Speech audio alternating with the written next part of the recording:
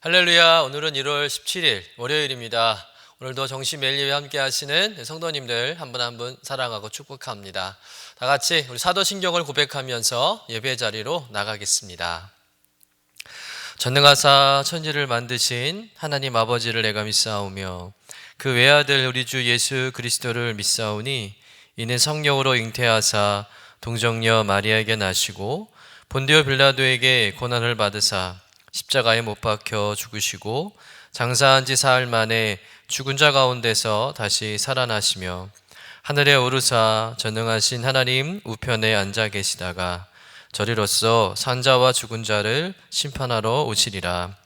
성령을 믿사오며 거룩한 공예와 성도가 서로 교통하는 것과 죄를 사하여 주시는 것과 몸이 다시 사는 것과 영원히 사는 것을 믿사옵나이다. 아멘. 다 같이 찬송가 254장 내 주의 보혈은 함께 찬송하겠습니다.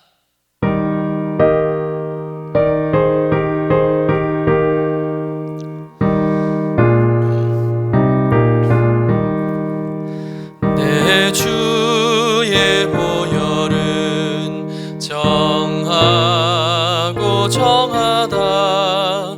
내 죄를 정케 하신 주 날 오라 하신다.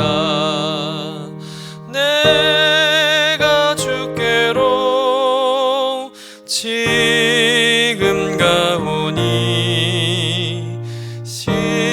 십자가의 보혈로 날 씻어 주소서. 약하고 주해도 주께로 나가면 힘 주시고 내 주함을 곧 씻어 주시네. 내가 주께로 지금 가오니 십자가의 보혈로 날 씻어 주소서. 나로라 하심은 온전한 믿음과 또 사랑함과 평안함 다 주려 함이라. 내가 주께로 지금 가오니 십자가의 보혈로 날 씻어 주소서. 은죄인 복받아 살 길을 얻었네. 한없이 넓고 큰 은혜 베풀어 주소서. 내가 주께로 지금 가오니 십자가의 보혈로 날 씻어 주소서. 그 피가 맘속에 큰 증거 됩니다. 내 기도 소리 들으사 다 허락하소서. 내가 주께로 지금 가오니 십자가의 보혈로 날 씻어 주소서. 아멘. 다 같이 매일의 기도 함께 드리시겠습니다. 참 평강의 주님, 오늘도 새로운 하루를 주시고 복되게 하시니 감사합니다. 하늘에 속한 자, 하나님의 자녀로서의 삶을 권세로 살게 하시며 오직 하나님의 말씀을 즐거워하며 따라 살게 하심을 감사드립니다. 다윗처럼 오직 우리 주님만을 내 앞에 오시고 오직 주님만이 우리의 전부이심을 고백하는 삶이 되게 하시고, 그러므로 인해 주님께서 늘 우리의 전부가 되어 주심을 경험하고 누리는 삶이 되게 하옵소서. 우리의 가정과 교회를 위해 기도합니다. 일터를 위해 간구합니다. 나라와 민족들을 위해 주님의 은혜를 구합니다. 구원과 치료와 회복의 은혜를 내려주셔서 어그러진 모든 것들이 바로 세워지게 하시고 평화를 이루게 하옵소서. 이제 일상이 된 경건의 일과를 통해서 성령의 충만, 성도의 영화를 이루게 하옵소서. 주님 사랑합니다. 언제나 자기 눈동자와 같이 우리들을 사랑하시는 주 예수 그리스도의 이름으로 기도드립니다. 아멘.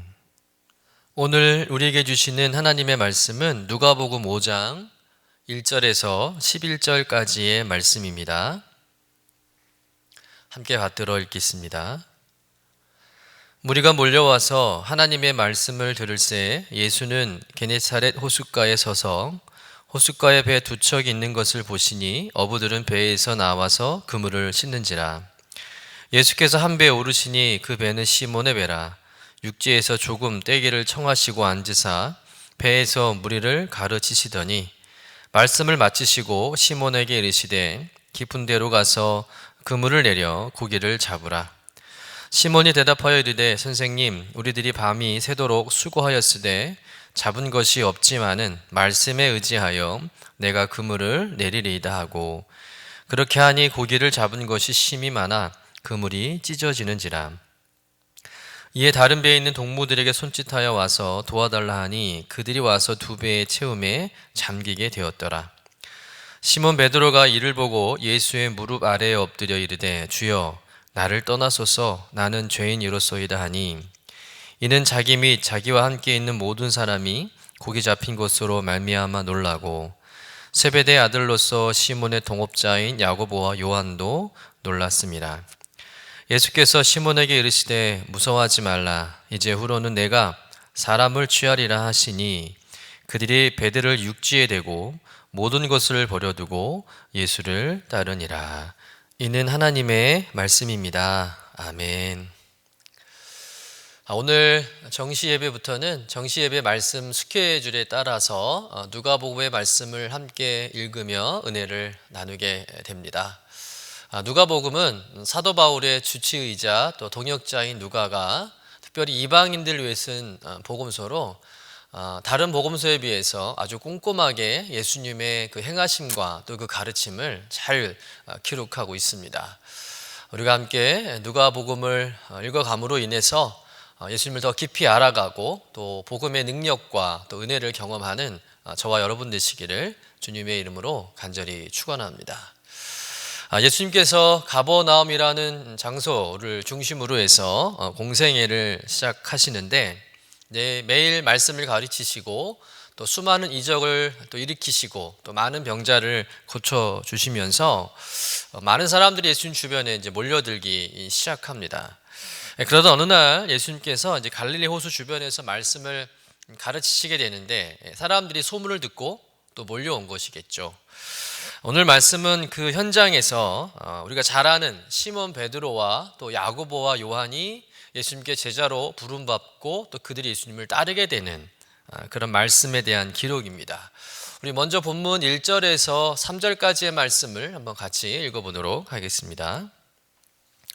무리가 몰려와서 하나님의 말씀을 들을새 예수는 게네사렛 호숫가에 서서 호숫가에 배 두 척이 있는 것을 보시니 어부들은 배에서 나와서 그물을 씻는지라.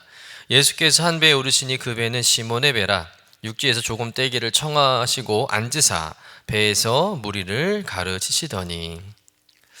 예수님께서 게네사렛 호숫가, 다른 명칭으로 우리가 잘 아는 갈릴리 호수라고 말합니다. 예수님께서 그곳에 계셨는데 사람들이 몰려왔어요.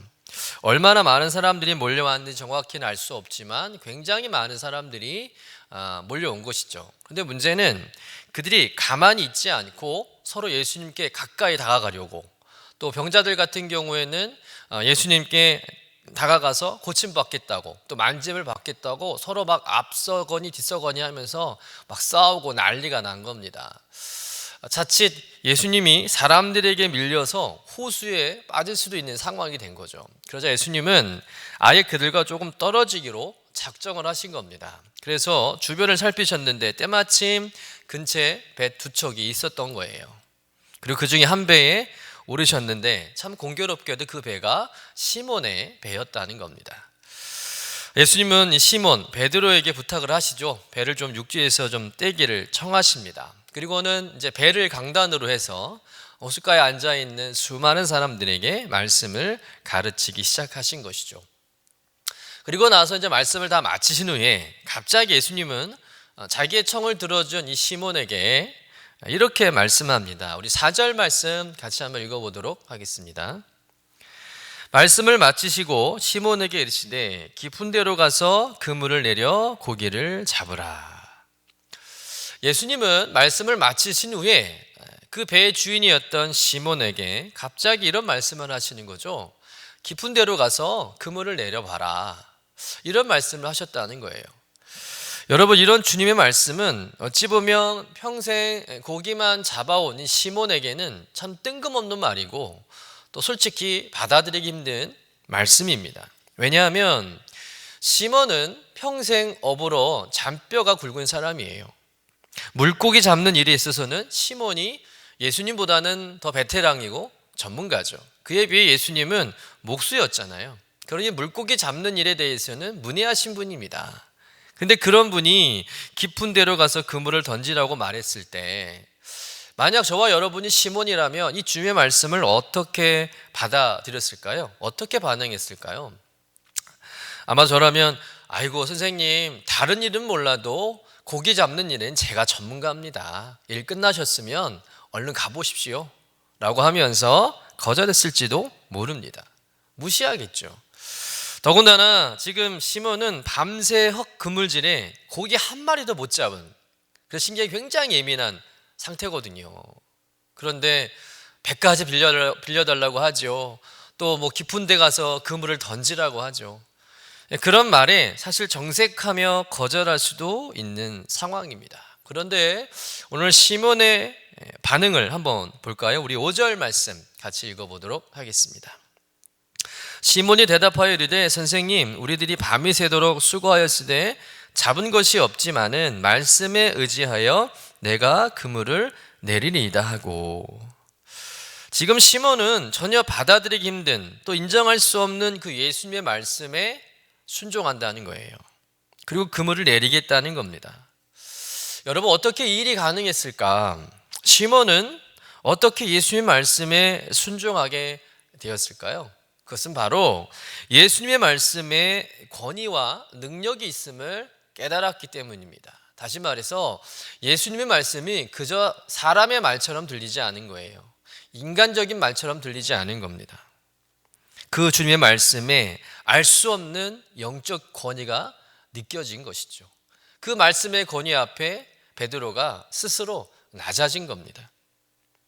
그래서 예수의 말씀이 자신의 상식과는 맞지 않지만 또 자신의 경험과 생각과는 같지 않지만 그 말씀에 순종하게 되는 것이죠. 사랑하는 성도 여러분, 우리가 어떻게 예수님의 말씀에 순종할 수 있을까요?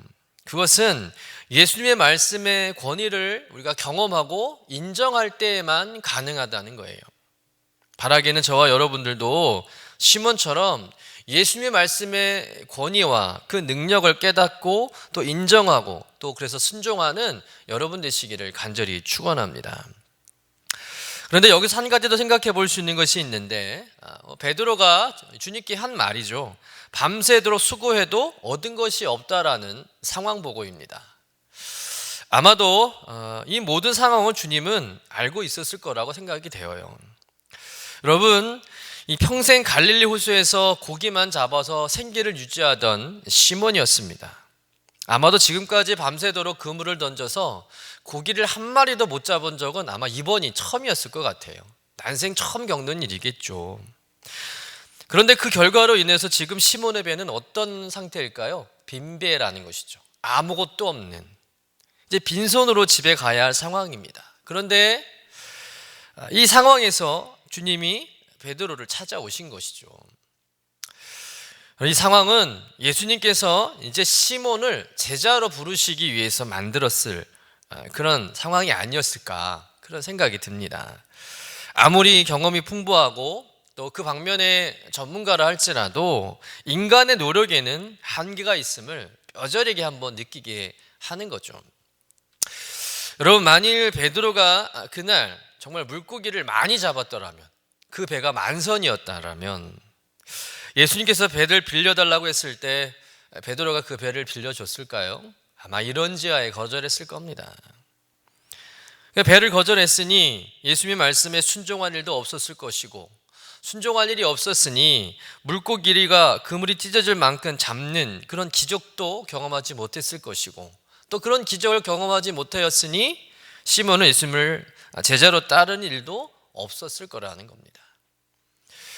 여러분, 지난밤 시몬이 고기를 많이 잡지 못한 것, 지금 이 상태, 이 빈배라는 상황은 어찌 보면 베드로, 이 시몬이 예수님께 제자로 부름받고 또 쓰임받게 되는 아주 결정적인 기회가 되었다는 겁니다. 여러분, 시몬이 스스로 생각하기에 자신의 빈배를 보면서 얼마나 실망을 했겠습니까? 또 가족들에게 얼마나 미안했겠어요. 또 빈손으로 가야 하는 자신의 무능함에 대해서 자책하고 있었을 겁니다. 그런데 그때 주님이 시몬을 찾아오신 거예요. 그리고는 시몬은 주님의 말씀의 권위를 깨닫게 되고, 그래서 그 말씀에 순종하게 됩니다. 그 순종을 통해서 우리가 앞으로 읽게 되겠지만 기적을 경험하게 되죠. 그리고 그 기적을 통해서 시몬은 그때부터 예수님께 전 인생을 바칠 수 있었습니다. 여러분, 오늘날 우리들은 왜 주님의 기적의 능력, 이 축복을 경험하지 못하는 것일까요? 왜 우리는 예수님을 온전히 따르지 못하는 것일까요? 그 첫째 이유는 주님의 말씀을 따라 순종하지 않기 때문입니다. 이건 당연한 거죠. 그러면 왜 우리는 주님의 말씀에 순종하지 못할까요? 그 이유는 간단합니다. 우리의 경험과 능력이 너무 크게 보여서 주님의 능력이 들어설 자리가 없는 거예요. 우리의 목소리가 너무 커서 주님의 음성이 잘 들리지 않는 것이죠. 내 능력과 경험으로 물고기 몇 마리라도 잡으면서 지내왔기 때문에 주님의 말씀에 갈급함이 없는 겁니다. 내가 적어도 주님보다는 내 경험상, 내 지식상 주님보다는 더 잘 알고 전문가라고 생각하기 때문이죠. 그래서 주님 말씀에 순종할 수 없는 거예요. 두 번째는 우리가 너무 많이 소유했기 때문입니다. 풍성한 거예요. 넘쳐납니다. 그러면 주님에 대한 간절함이나 갈급함이 생겨날 수가 없겠죠. 여러분, 전혀 부족하지 않은데 굳이 주님이 내 삶에 필요한 이유가 있을까요? 사업도 술술 잘 풀리고, 자녀들 진학 문제 잘 해결되고, 또 몸 건강하고, 또 경제적으로 전혀 궁색하지 않은데 우리가 기도할 일이 있겠습니까? 주님을 찾고 주님께 구할 것이 있겠어요? 주님이 필요하지 않는 것이죠. 그러니 우리는 주님의 기적과 능력을 경험할 기회조차 없는 겁니다. 너무 풍성하니까, 내 삶에 너무 넘쳐나니까.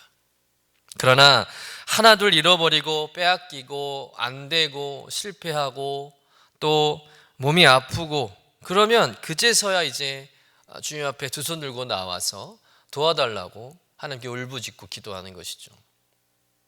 그런데 우리 주님은 너무나 좋으신 분이라 그렇게 우리가 주님께 매달리고 간구하면 우리를 불쌍히 여기셔서 우리의 간구를 들으시고 우리를 도와주신다는 겁니다. 여러분, 우리 입장에서 보면 빈배의 상황은 늘 두려운 일이죠. 또 원망스러운 일입니다.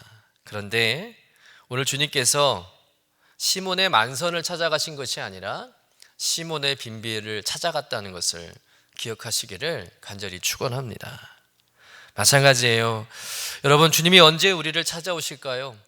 언제 주님의 기적과 능력을 경험할 수 있을까요? 내 인생의 배가 빈배가 되었을 때, 바로 그때라는 것입니다.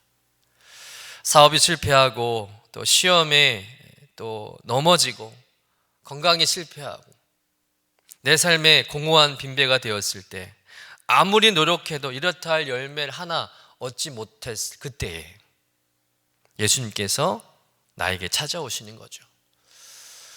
여러분, 지금 내 인생의 배가 빈배라고 생각되시는 분들이 계십니까? 때론 우리의 인생의 배가 빈배가 되었을 때 여러분 원망하지 마시고 두려워하지 마시고 그때야말로 내가 주님을 만날 수 있는 그런 기회라는 사실, 주님을 내 인생의 배에 승선하게 하실 수 있는, 태울 수 있는 절호의 기회임을 믿으시길 간절히 축원합니다.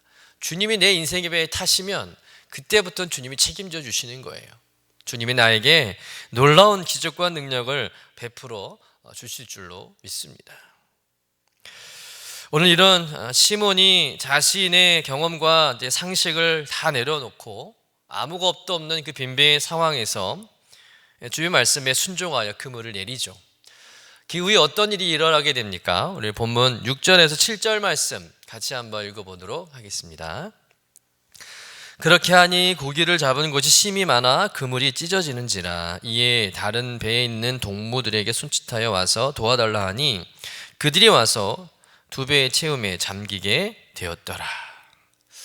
기적이 일어났습니다. 물고기가 얼마나 많이 잡혔는지 베드로의 그물이 찢어질 정도예요. 그래서 동무들에게, 옆에 있는 친구들에게 부탁한 거예요. 도와달라고.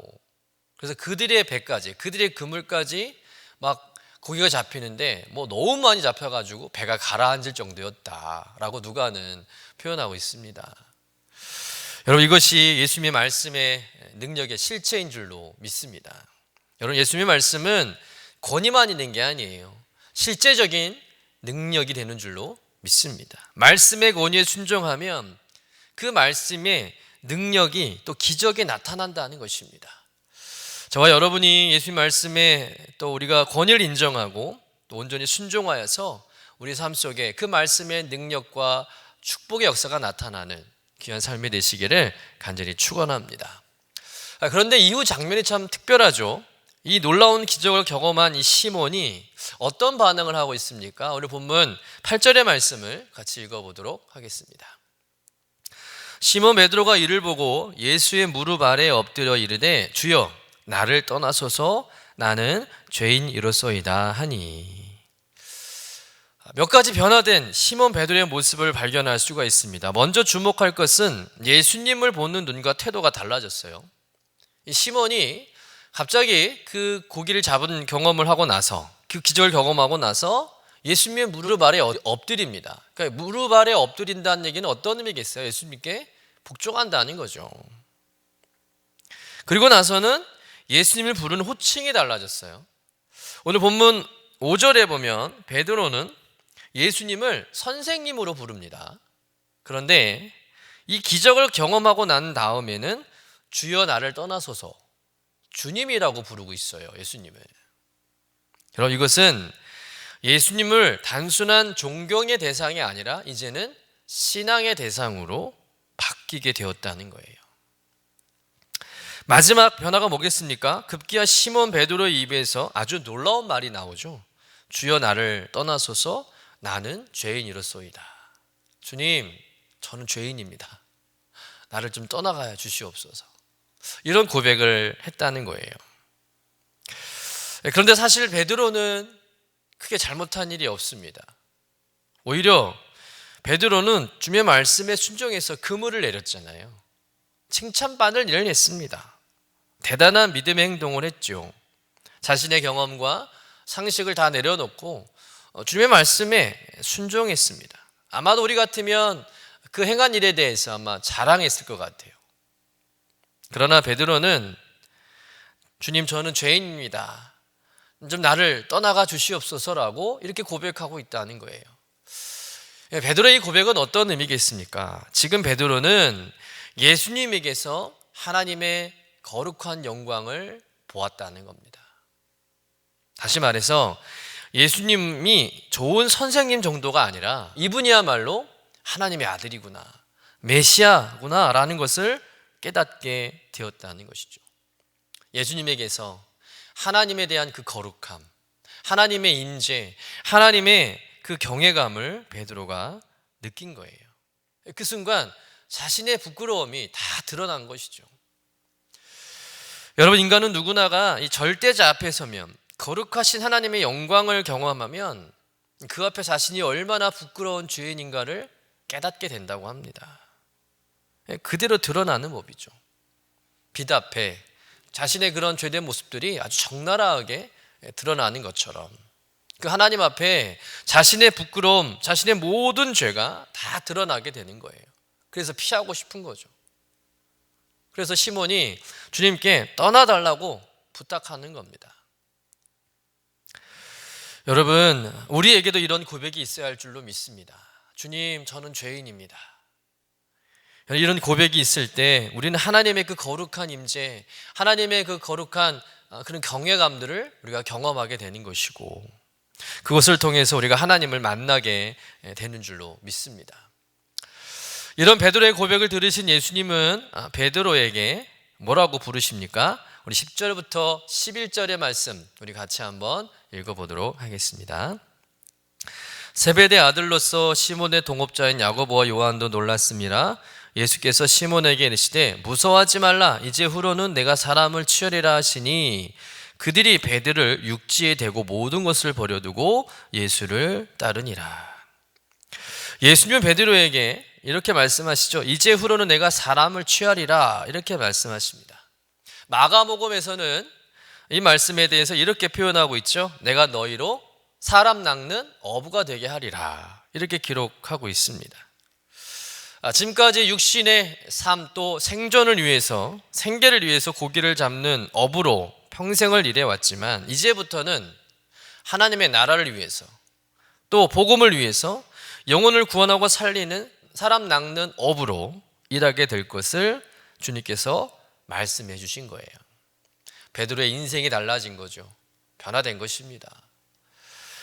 여러분 보세요. 주님을 만나니까 인생의 놀라운 변화를 경험하게 되는 겁니다. 삶이 달라지죠. 비전이 생기는 것입니다. 사랑하는 성도 여러분, 이렇듯 복음은 위대한 삶의 변화를 만들어내는 줄로 믿습니다. 예수님을 만나면 가치관이 변화되고요. 인생의 방향과 목적이 달라진다는 것이죠.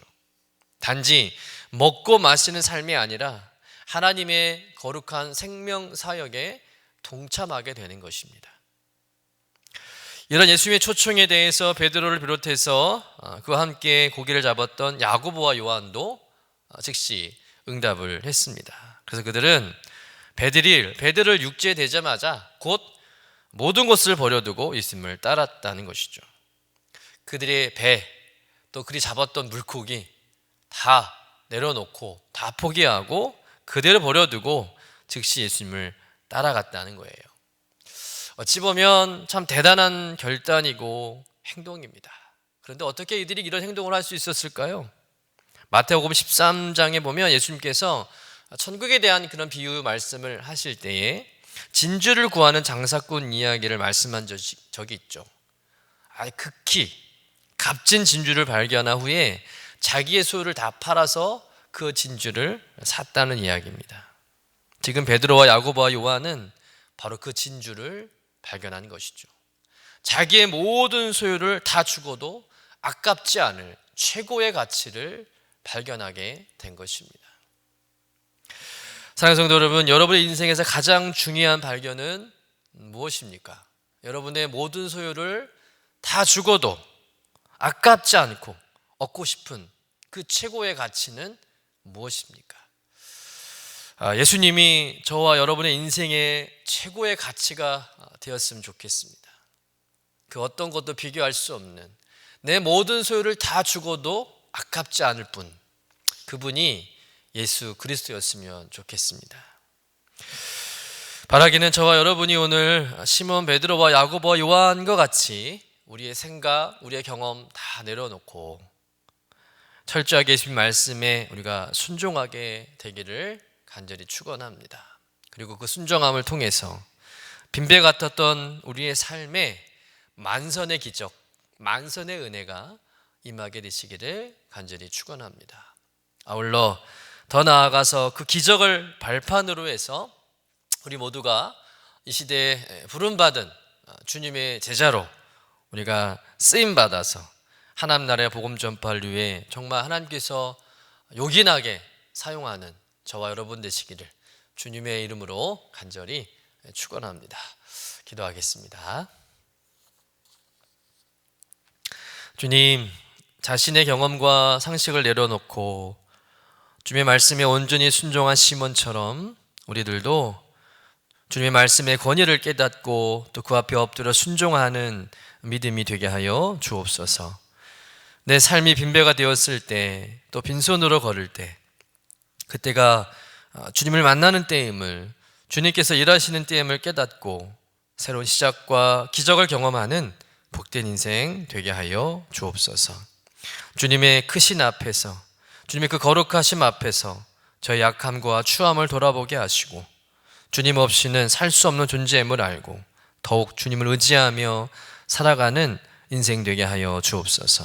특별히 어떤 자리에든 영혼을 살리고 구원하는 복음의 사명, 사람 낚는 어부로서의 사명 감당하는 이 시대의 주님의 제자 되게 하여 주옵소서. 감사드리며 거룩하신 예수님의 이름으로 기도드립니다.